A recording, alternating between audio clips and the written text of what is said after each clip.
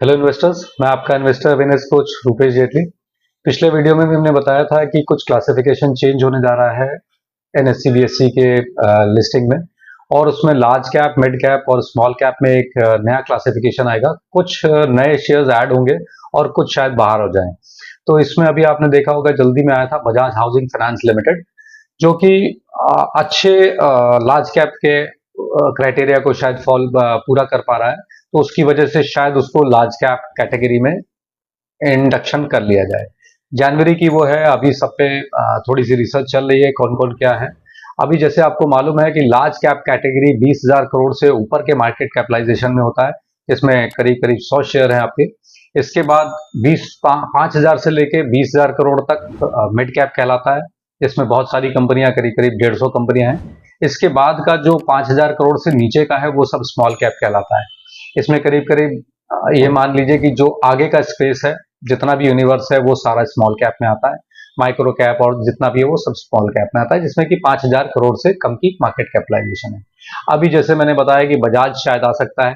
इसके साथ साथ कुछ ऐसे शेयर्स हैं जिन्होंने अपनी थोड़ी सी परफॉर्मेंस बेहतर की है, तो उसमें वो मिड कैप से स्मॉल कैप में जाने की तैयारी में है। यहाँ लिस्ट है कुछ, उस लिस्ट पे ध्यान दीजिए कि शायद ये प्रोबेबल लिस्ट है, तो हो सकता है इनमें से कोई चला जाए। जैसे कि आरवीएनएल है, सीजी पावर है, आईसीआईसीआई प्रू लाइफ है, इंडस टावर है और कमिंस है। ये मिड कैप कैटेगरी से लार्ज कैप कैटेगरी की तरफ जाने की तैयारी में है।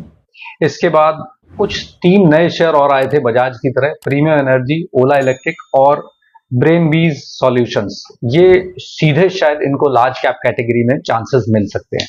इसके बाद जो लार्ज से मिड में जा रहे हैं, मतलब डिग्रेड हो रहे हैं लार्ज से मिड में जाने में, उनमें जो अभी लिस्ट आई है, फाइनल नहीं है लेकिन ये लिस्ट है, जिसमें Adani total gas limited, Shri cement, union bank of India, Mankind pharma और आईडीबीआई बैंक, ये डिग्रेड होंगे और लार्ज कैप कैटेगरी से मिड कैप में जाने की संभावना है।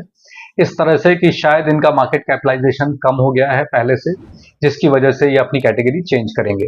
इसके बाद कुछ ऐसे हैं जिन्होंने अपनी कैटेगरी थोड़ी सी बेहतर करी है और स्मॉल कैप कैटेगरी से मिड कैप में जाएंगे, जिसमें जीई टीएनटी है, 361 है और Aditya Birla fashion retail limited, Cholamandalam finance और इमामी, ये प्रोबेबल लिस्ट में है, जो कि शायद अपनी कैटेगरी चेंज करेंगे स्मॉल कैप से मिड कैप की तरफ।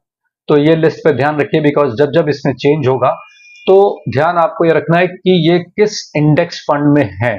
अगर उस इंडेक्स फंड में है, तो मैंने पहले भी बताया था कि उस इंडेक्स कैटेगरी से ये बाहर होने के समय चेंज आएगा, और अगर इंडेक्स से बाहर हो रहे हैं तो इनमें सेलिंग आएगी, और अगर इंडेक्स में इंक्लूड हो रहे हैं तो इनमें बाइंग आएगी।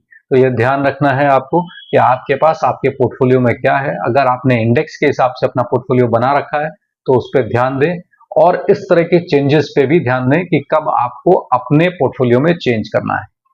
तो इस सब के लिए यहाँ पे तो हमने बता दिया, लेकिन अपने एडवाइजर से, अपने पोर्टफोलियो मैनेजर से जरूर इस पे बात करें। यहाँ पे कोई भी हमारी इस तरह की राय नहीं है कि आप ये खरीदें और ये बेचें। ये सिर्फ आपकी इंफॉर्मेशन के लिए है और आपकी नॉलेज के लिए। तो आज के लिए इतना ही, जल्दी मिलेंगे अपने नए वीडियो में। तब तक के लिए धन्यवाद।